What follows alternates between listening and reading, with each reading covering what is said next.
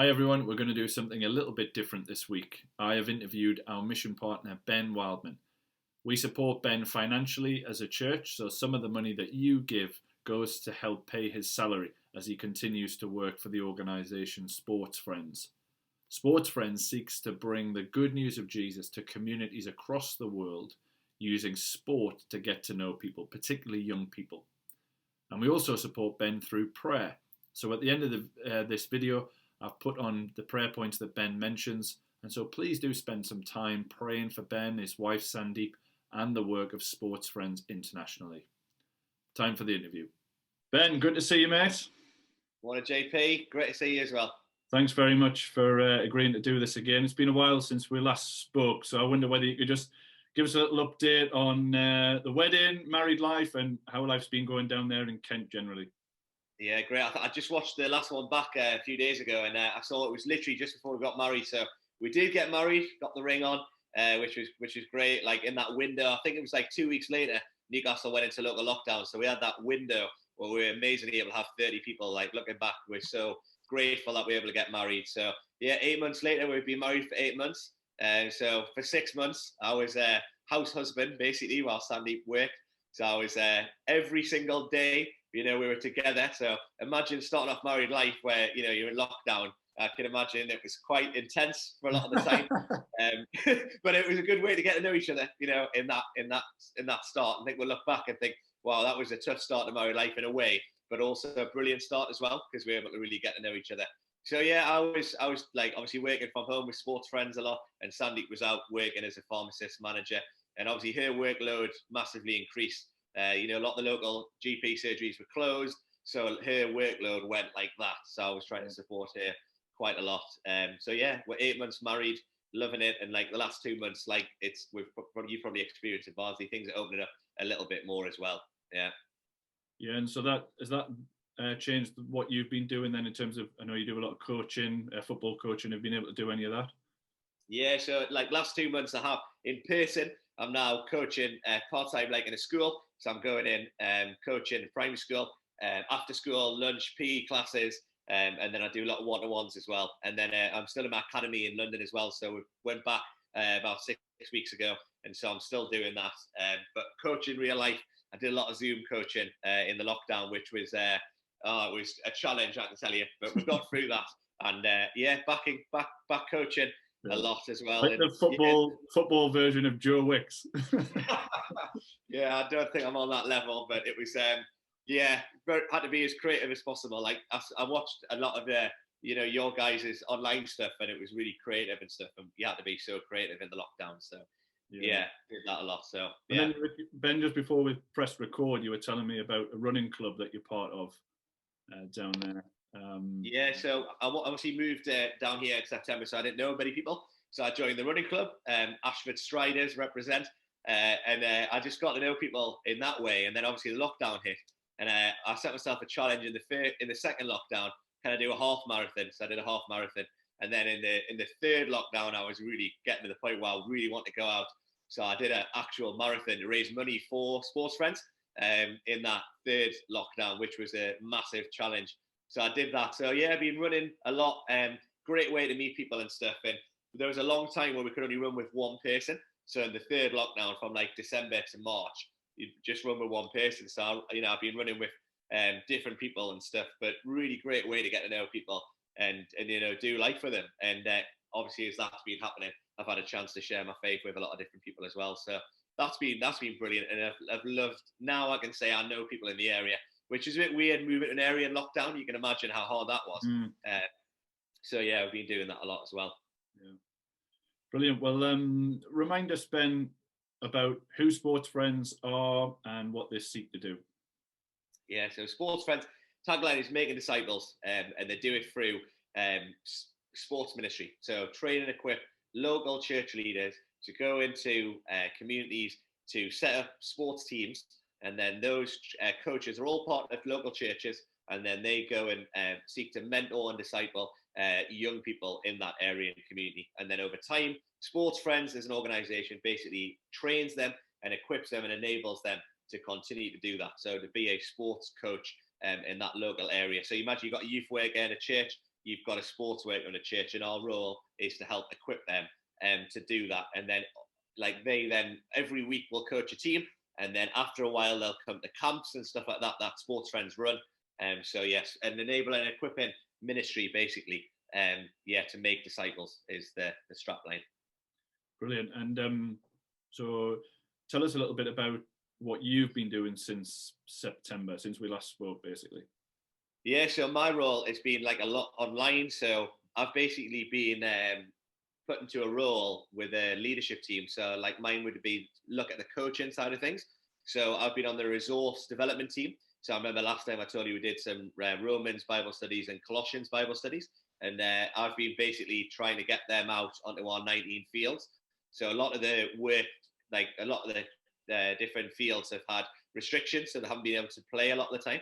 So like a lot more Bible studies. But since September, I've just done another David series, so studying different studies from the life of David, and then Book of James as well, very practical, sports-wise as well, very challenging book, that one, loads of practical stuff in it. And I've designed that and we're launching that out as well.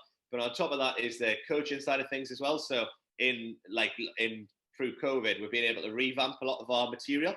So we run like a basic training course. So that's like a 1 week intense training course that we do. I've basically redone all of the coaching things that we do. So I've looked at getting drills and exercises which you only need one ball, because a lot of our fields in like Africa, Asia, South America, coaches only have one ball. So it's pointless like doing sessions with like loads of bibs, loads of cones, movable goals, all that kind of thing. You've got one ball in like a ridiculous area, like it might be like mud hills, you might have like a river next to you. Like, what can you do with one ball? So I've basically revamped it. And from my short-term trips to Africa, to Malawi and Kenya, I've basically like done what I think would be helpful for those countries. So how do you train a team with one ball? 30 kids, one ball. What do you do? How can you actually coach them? So that's been my role, and I've enjoyed that.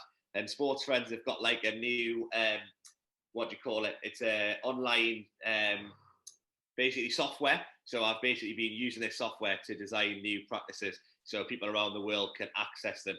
So I've loved that, and I've been doing that, revamping the material and also producing these resources and reading the Bible with like, I've been in a group with 3 Thai guys, a few Malawi guys. We've been doing Bible studies, and the idea is that continues. So those coaches go and do it with their young people, and those young people are then the ones that obviously are discipled by, hearing God's word while playing sport and stuff. And so many people around the world, like there's 290,000 young people every week are part of a Sports Friends team.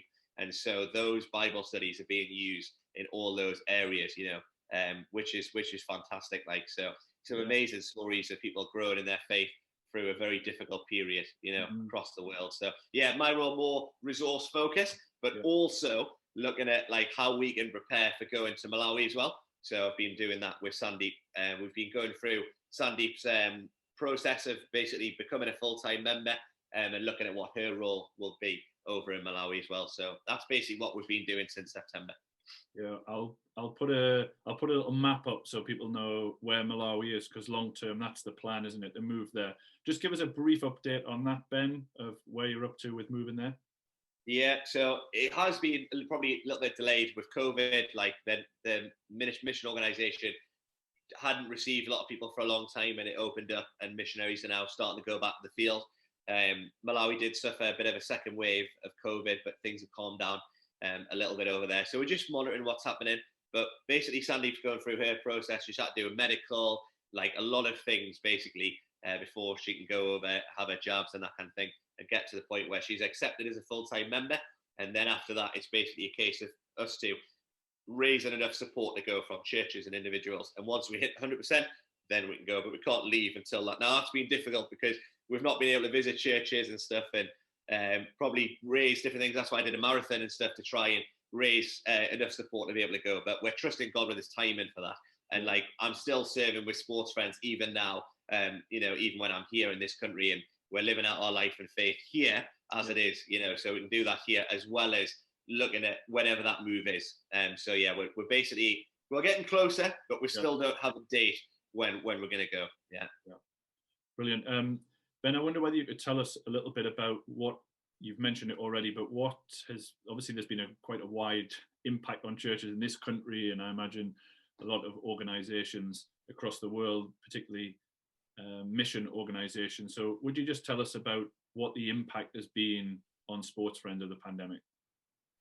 Yeah, so a lot of the fields, like I say, 19 countries, like I was on a call yesterday and, there's a bit of another wave happening in Ethiopia, and Peru's really being badly affected, where they've been basically in lockdown the whole time. So a lot of these countries, there's not things like furlough, there's not things like food banks, especially in the poorer countries.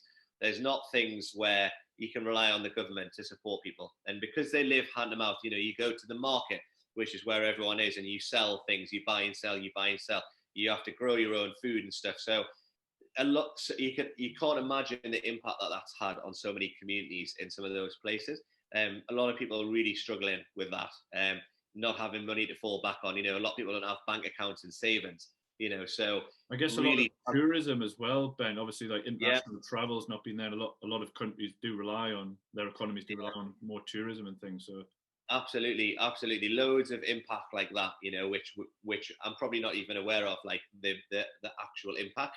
And so that's been really challenging in a lot of Sports Friends fields. So a lot of missionaries have been back in their home country, kind of on home assignment, doing things online, and it's made the local guys in the fields have been able to do the ministry. Like different countries have had different restrictions, different time. Like as we speak in Kenya, in Nairobi, it's still in lockdown.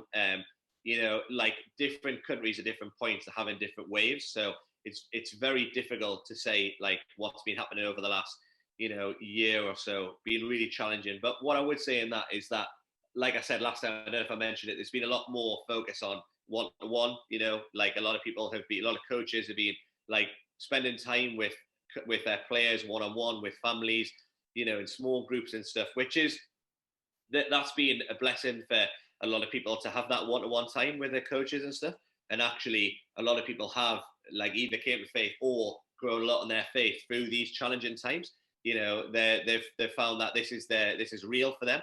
A lot of young people have then said, right, I'm not going to move away from my trust in God. I'm going to actually cling to Him in this time and actually really heavily rely on Him through the difficulties in COVID. So it's been different countries have faced different restrictions.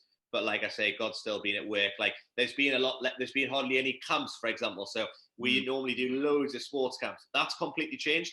And the focus has been more on, instead of the camps we've done, it's been about food distribution. So a lot of the money that Sports Friends raise has been about the most needy coaches and the most needy churches. They've asked for help.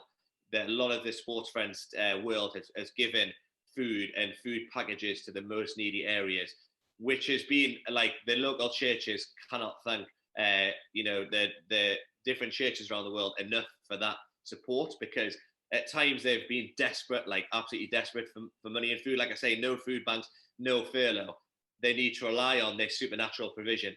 And like at the right times, we've seen countries have receive food aid and stuff, which is like, encourage coaches and churches so much, that we don't just train them, but when things go wrong, Sports Friends are there to provide aid and provide food and to really feed the poor, which has been like incredible. So amazing stories in that as well.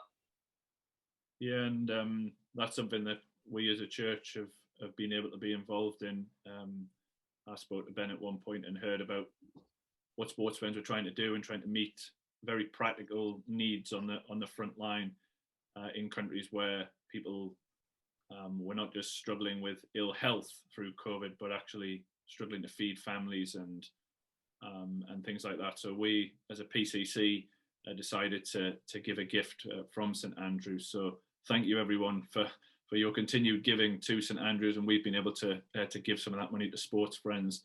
And Ben shared with me an article which I'll put a link to in the description of this video, where you can hear from people on the front line of how that money has been used by individuals and has been a blessing to some of the poorest people in the world and very desperate. What are some of the other opportunities been, Ben, through this season? Yeah, I would like to say thanks as well. Like honestly, the money is being, like, for example, you send it to this place like Malawi, it gets times by 1,000, like, because that's 1,000 kwacha, like £1, for example. And it's like, that goes so far, like, you can feed, like, you're talking thousands of people have been impacted by the giving, like just from you guys alone as a church, whole communities have been like, and they're still using, they get massive like bags of maize flour in Africa where that can last for months, so this is something which is like, it's impacting them for months, it's not just a meal to keep them going. This is months of supply and stuff. And like I say, those relationships in the church and stuff are growing so much with Sports Friends. So honestly, thank you guys so much. But yeah, like in terms of they've also tried to get like masks and hand sanitizer and stuff like that to different places.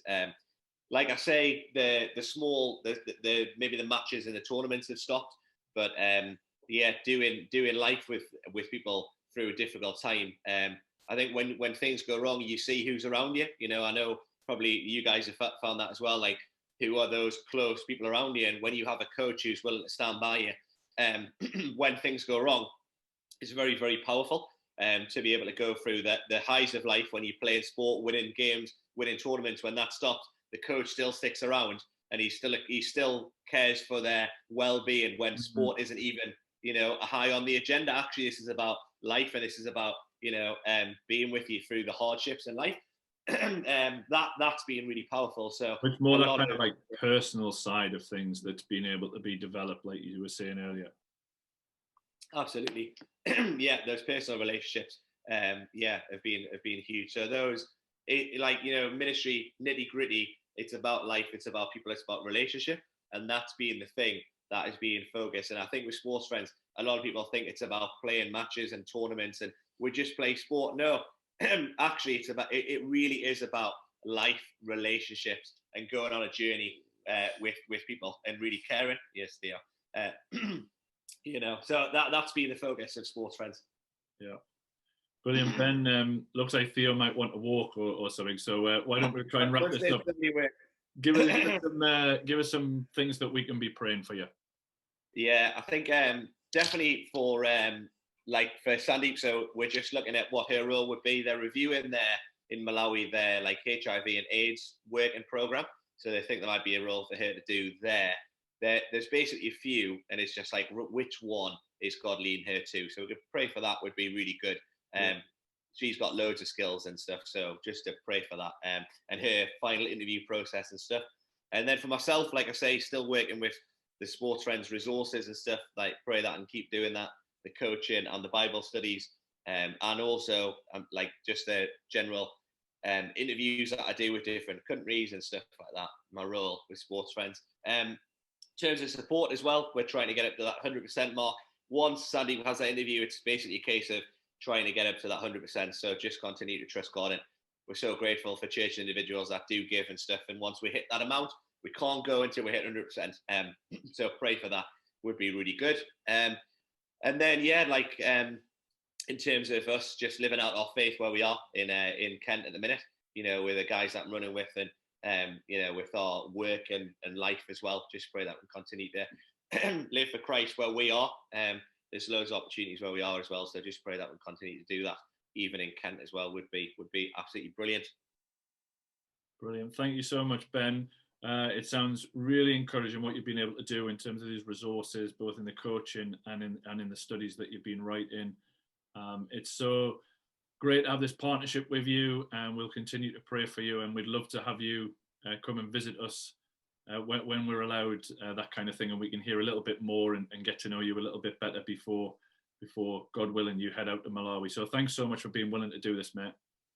That'll be brilliant. Thanks so much, Johnny. You've been brilliant.